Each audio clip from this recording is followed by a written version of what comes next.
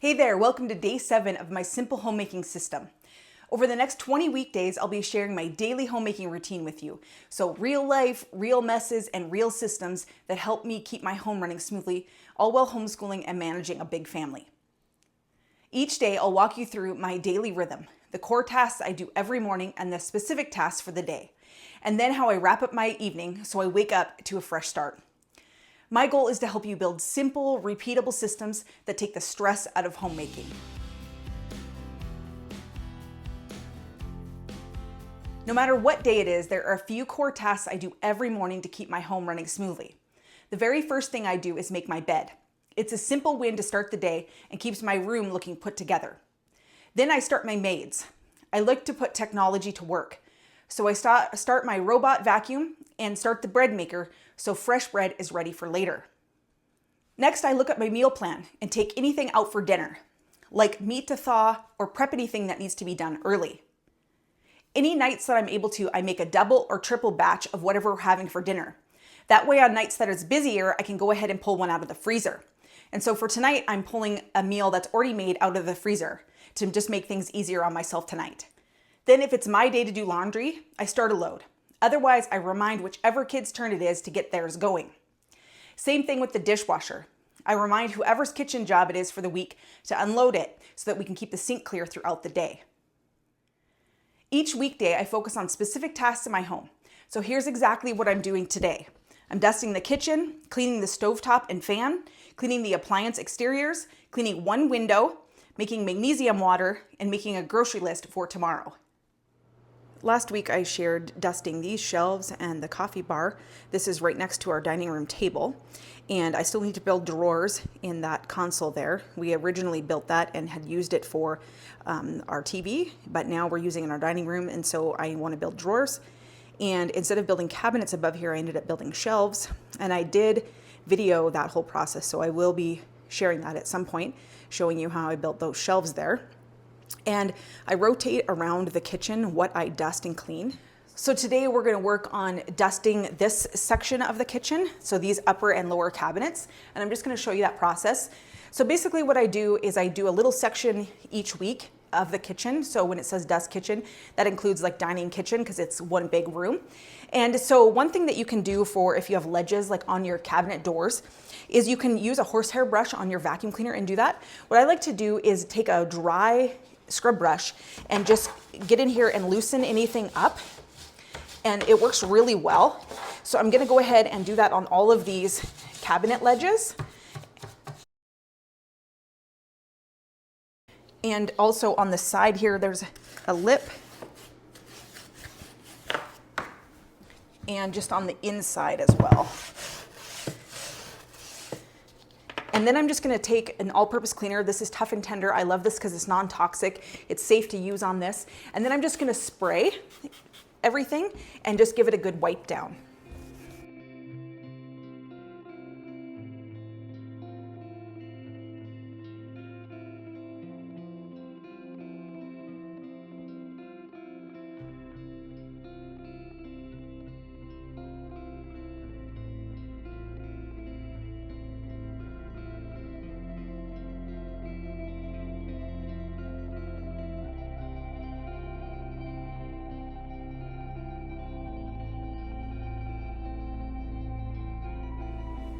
These scrub brushes I get at the dollar store, and they're very inexpensive, and so I keep one under each bathroom sink. They sometimes have them in blue and sometimes they have them in white, and if they get icky, then it's no issue to replace them easily. And this is our back door right here on the deck where our dog always goes out. So I have a nice command hook that lives on the side here with a towel so that we can wipe her feet, because right now it's snowing and then melting and snowing and melting, and so she can sometimes get really wet or muddy, and so we wipe her paws down when she comes in. So I'm going to get a clean cloth for there, and then I'm also going to wipe down the side of the cabinet here. And this just works great, like I said, to get any of this dust out, but go ahead and use a horsehair brush on your vacuum as well.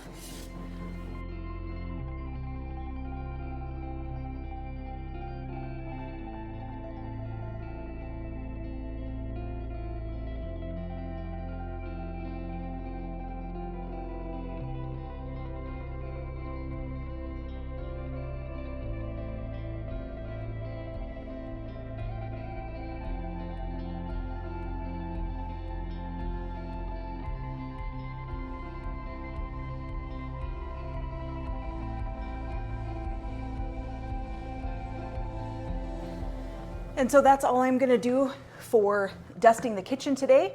And if you just do small sections each week, you eventually get around to the whole kitchen. And that way it's just small, manageable little sections, and it's not overwhelming.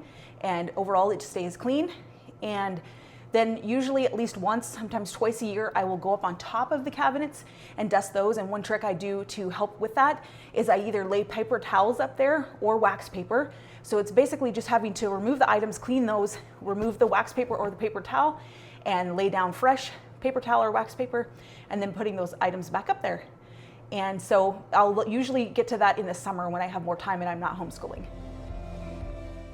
Now I go over to my chart and cross off what I've done and see what else I need to get done. The next thing on the list for today is cleaning the fan and the stovetop. So I'm going to start with the fan. And again, I'm just using the Tough and Tender, the all-purpose cleaner, and a cloth here. And it's basically just dusty up here. And then I'm using a dry polishing cloth.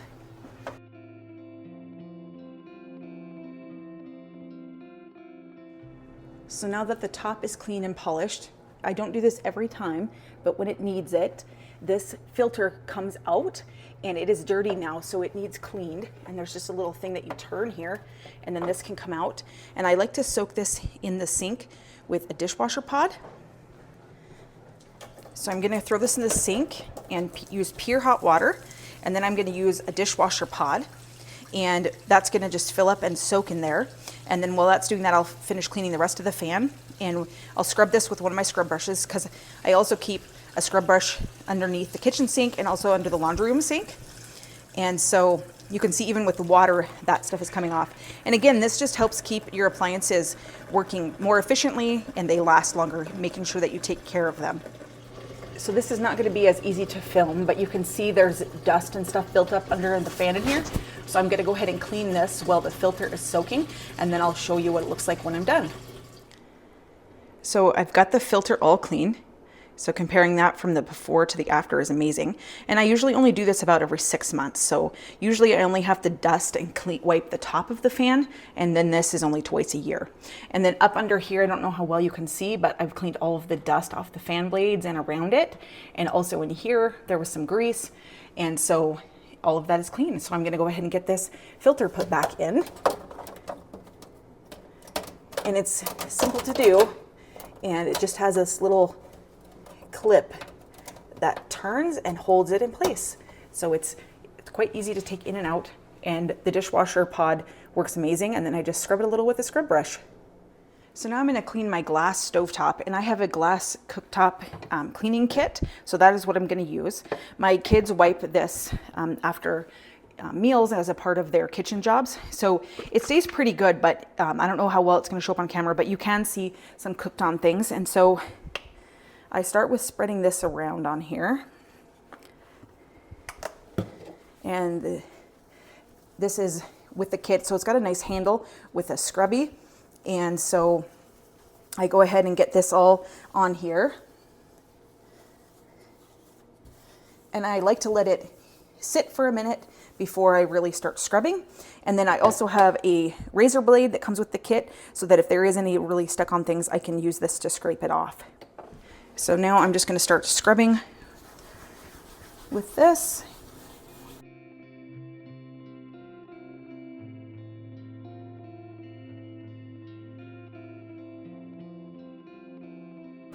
And I'm going to use the razor blade because it looks like there's a little bit, stuck here.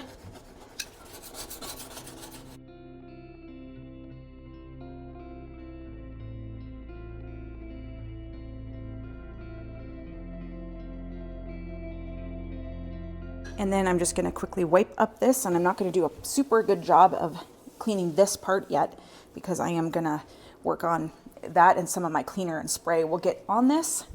So as long as I get the majority of this off.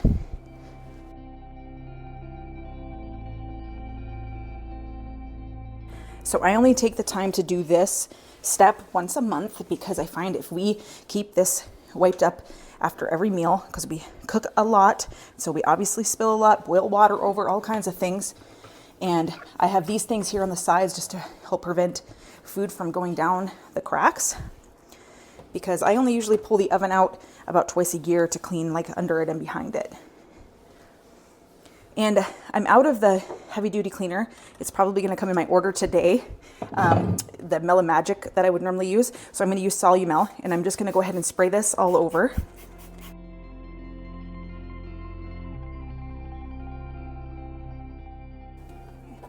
And then after this is all cleaned, I will take my polishing cloth.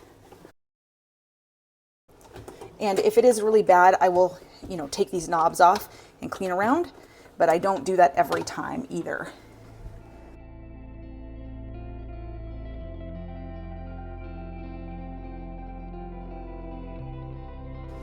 And then I will get this polished up.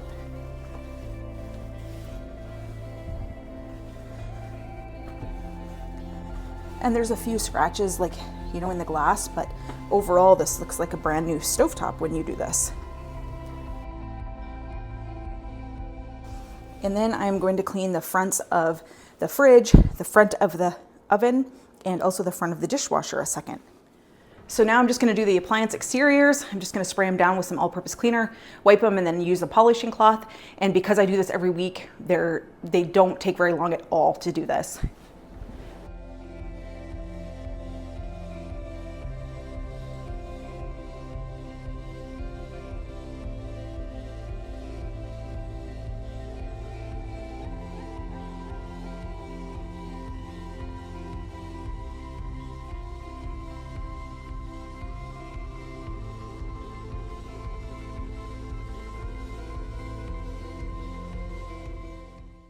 Now I like to go to my chart and cross off what I've done and see what I need to do next.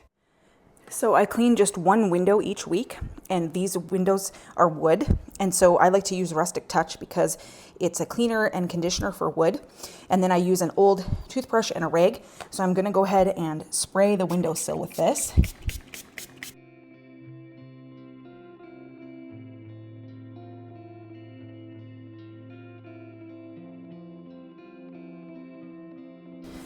And that's all there is to cleaning the windowsill, and then we'll clean the glass.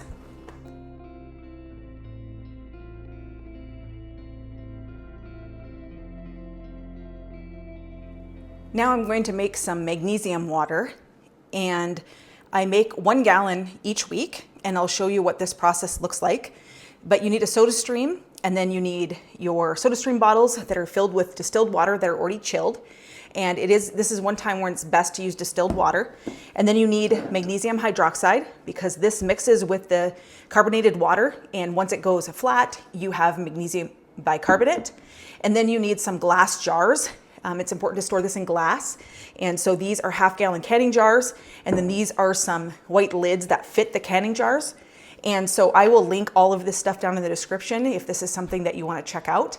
And this is not medical advice in any way. It's just years ago I was doing some research, and I found that most people are deficient in magnesium, and there's many different forms of magnesium, and magnesium bicarbonate is a form that is really useful for our bodies. And we actually take 3 different kinds of magnesium. And so this is one of those, and I keep this in the fridge. And so a gallon usually lasts us all week, and everyone just drinks about 2 to 4 ounces or so every night before bed. And so I will show you a top-down view of how I do this. So we're gonna go ahead and carbonate these, and I'll show you how I do this.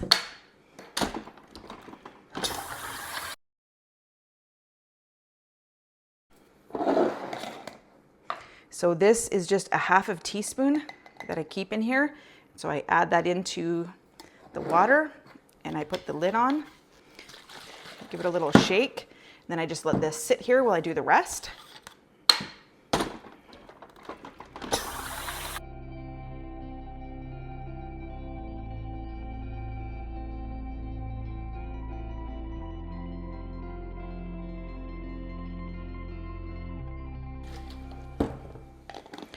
And then what I have here is some 1/2 gallon canning jars. This is a good size for this, and you want these to be in glass. So this very first one that I started with, I shake it again a little bit, and then I go ahead and pour it into the jar. And then I have a lid here for it, but I'm not gonna screw this lid on. I'm just gonna set it on because I want these to actually go flat, which takes about 24 hours, and then they will be ready to drink.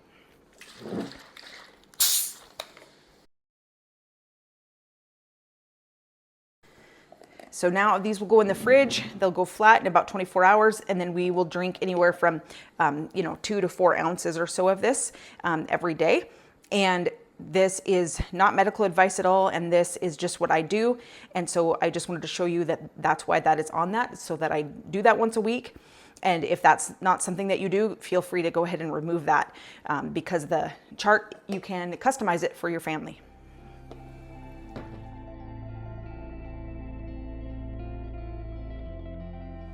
So the last thing I need to do today before the evening tasks is just look at my grocery list. So I printed this out, and it is categorized by the store.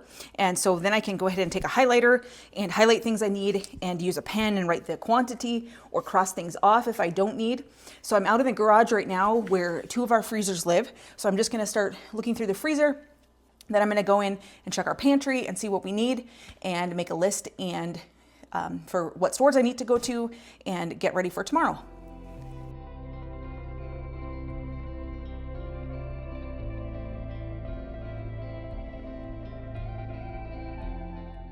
It feels so great to walk over to the chart and cross off the last of the tasks from the day.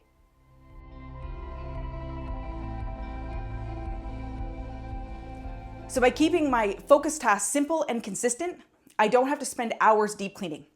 Instead, I maintain a tidy home a little bit at a time. Now, before I head to bed, I do a few key things to set up for a smooth morning. I take a couple of minutes to go through any incoming papers from our wall organizer. That way, nothing piles up. And tomorrow morning for breakfast, we're going to be having eggs and biscuits, and I'm out of Bisquick, so I need to mix up some Bisquick, so I'm going to do that a second. I've been making homemade Bisquick for years. It's a fantastic thing because it makes great biscuits, pancakes, anything that you use Bisquick for. So I'm going to take a few minutes to get that set up for the morning. Then I do a 5-minute tidy up in the kitchen. I pick up anything left out, clear the counters, and make sure the sink is empty. And if there are any dishes left from the kids snacking in the evening, I load them up and get the dishwasher running so it's ready to unload in the morning. I quickly wipe down the counters if needed because it keeps the kitchen feeling fresh and ready for the next day. Then I program the coffee maker. I love waking up to a fresh coffee, so I make sure to set it up the night before. These small habits help me to wake up to a home that feels ready for the day instead of overwhelming. So that's a look at how my simple homemaking system works. Each day I'll take you along as I tackle my focus tasks and share simple systems that make homemaking easier. If you're finding this helpful, please share this with another mom who wants a more organized, peaceful home. And if you haven't already, be sure to download the weekly homemaking chart so you can follow along. It's fully customizable, so you can edit it and tweak it to fit your home and lifestyle. If you're curious about the non-toxic cleaners I use in my home, click the link in the description to learn more. And if you're following along, please let me know down in the comments what you accomplished today, even if it's different than the tasks I've completed, because I'd love to celebrate your wins with you. Tomorrow, we'll be getting groceries, doing any errands, appointments, running through the car wash, and cleaning out our purses. And if you've missed any of the other days, you can check out this playlist here. I've linked all of the days there for you. So we'll see you tomorrow.